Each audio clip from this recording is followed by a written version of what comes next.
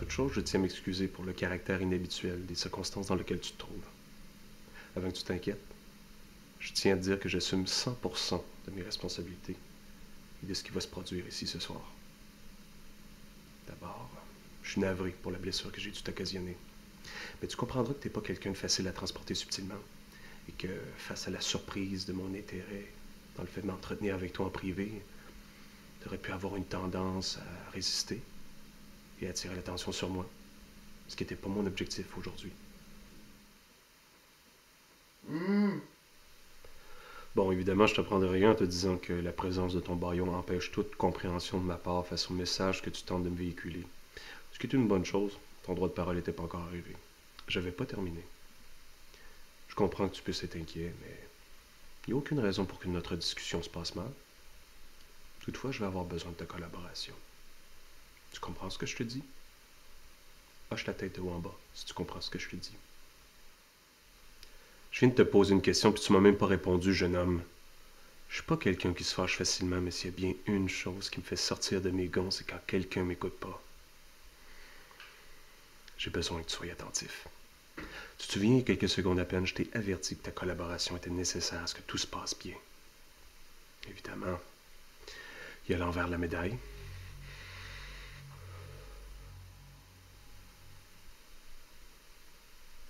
J'ai besoin que toi et moi, on crée un lien de confiance.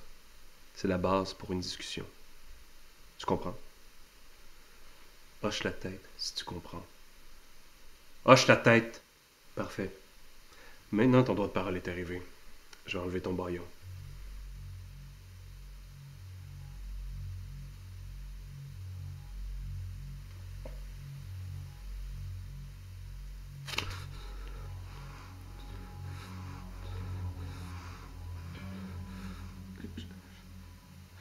Je veux retourner chez nous.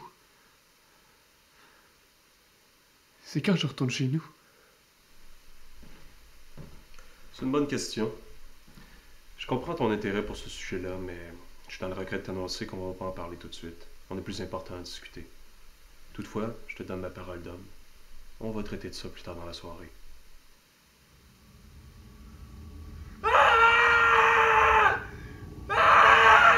C'est une bonne chose de crier comme ça. Ça fait sortir le méchant. Par contre, si ton intention est d'être entendu par quelqu'un à l'extérieur de la maison qui pourrait te porter assistance, détrompe-toi. On est dans une maison en plein milieu de la campagne. Personne ne Va chier. Écoute-moi bien, jeune homme. J'entends tes doléances, mais je te permets pas de me dire des obscénités. Est-ce qu'on se comprend?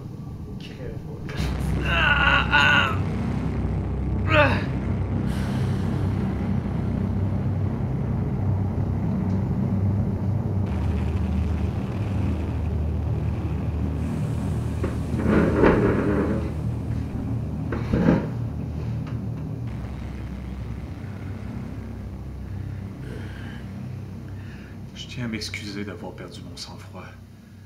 Je vais m'engager à limiter ce genre d'intervention-là au mieux de ma capacité. Tu veux plus me parler?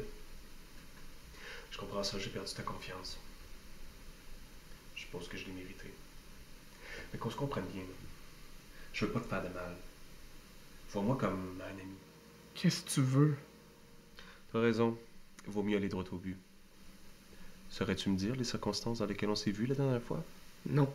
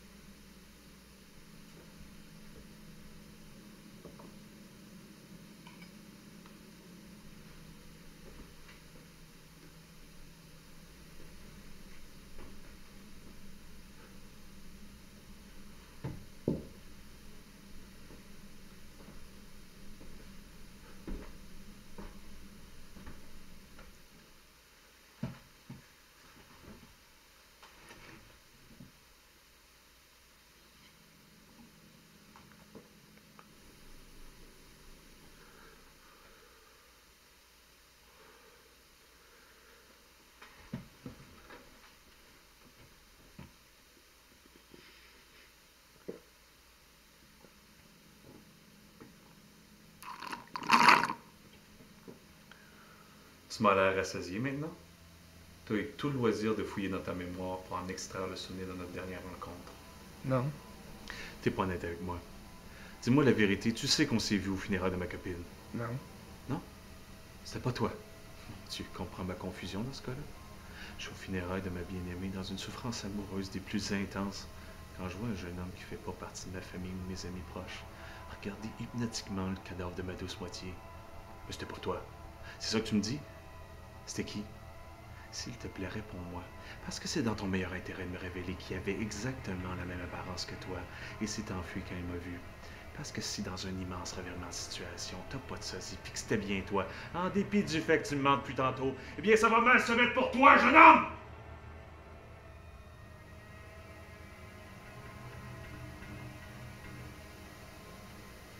J'ai le droit d'aller à des funérailles. Ah, de l'honnêteté. C'est tout ce que je demande de ta part. Est-ce que c'est si difficile? Maintenant, j'ai juste une question pour toi.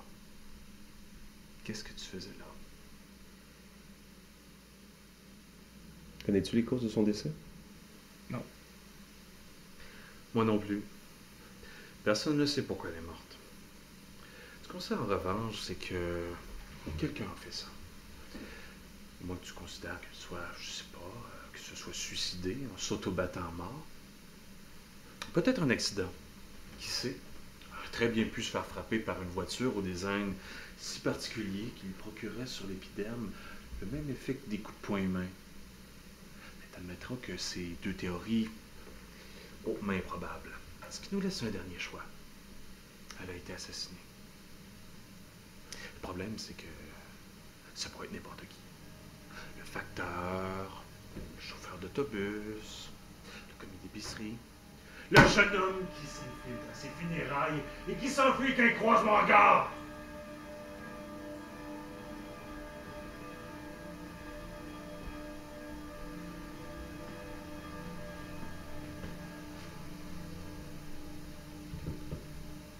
Là, c'est le moment où si t'es pas impliqué, tu plaides ton innocence. C'est pas moi, je le jure. Dis-moi, c'est qui dans ce cas? Je sais pas, promis. Je l'ai jamais vu de ma vie, ta blonde. Je demande pas mieux qu'à te croire. Mais qu'est-ce que tu faisais à ces funérailles? J'étais là par hasard. Je pensais avoir vu quelqu'un que je connaissais. Est-ce que t'as déjà été amoureux? Ah, non, bien sûr que non. C'est un sentiment trop complexe pour toi. Le coup de foudre d'abord. C'est plus simple. Le nom le dit. C'est comme si un éclair nous frappait. Puis quand la foudre frappe un corps humain, c'est littéralement comme s'il y avait de l'électricité qui passait à travers. Après ça, le corps se lance dans des spasmes incontrôlables. Accessoirement, il y a une douleur incroyable qui vient avec ça. Maintenant, prends ce sentiment-là et prends la sensation diamétralement opposée.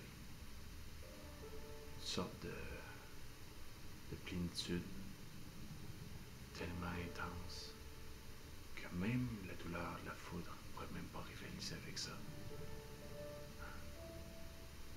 As-tu déjà ressenti quelque chose comme ça? Non, c'est sûr que non. Qu'est-ce que je dis là? T'as pas les capacités cognitives. Une fois. Comment? Ça m'est arrivé une fois.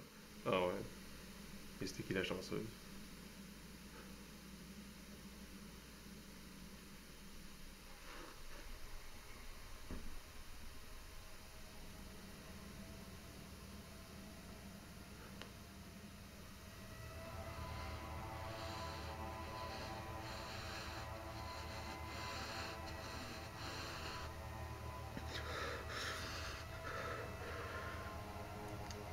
Je voulais pas.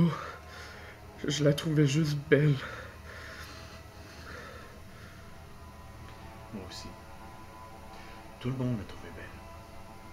Mais parmi la myriade de gens qui la trouvaient belle, personne n'en a fait un motif de meurtre jusqu'à temps que tu arrives. Ah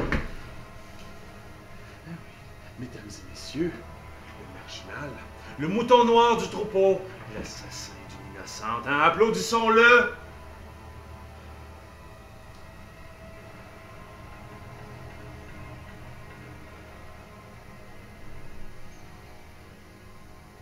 Là où je veux en venir, c'est que tes motifs sont insuffisants. Lorsqu'un événement traumatisant comme ça arrive, le cerveau humain, le mien en tout cas, ressent un besoin incontrôlable de croire que la cause du drame est égale aux conséquences. Dans ce cas-là, les conséquences sont vraiment graves. Les causes ont besoin d'être solides. Dis quelque chose! J'ai pas fait exprès. Promis. Je donnais des fleurs. Quand je la voyais, c'est tout. Je la trouvais de mon goût. Elle m'a dit que j'étais trop insistant, puis je me suis fâché. Un peu. Elle criait. J'ai eu peur. Trop peur. J'étais allé trop loin. Wow. C'est une cause d'une noblesse considérable. T'as fait preuve d'énormément de courage en me confiant ça, Thomas. Je suis fier de toi. Maintenant, on va rentrer à la maison. Ensemble.